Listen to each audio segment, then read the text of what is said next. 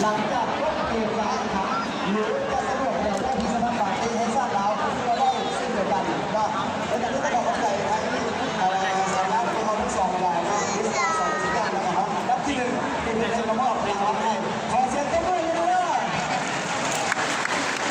เอาละเราจะเข้ามาสู่เกมการแข่งขันที่สองขอเสียงเสียงอย่างพร้อมเพรียงกันประสบกันเลย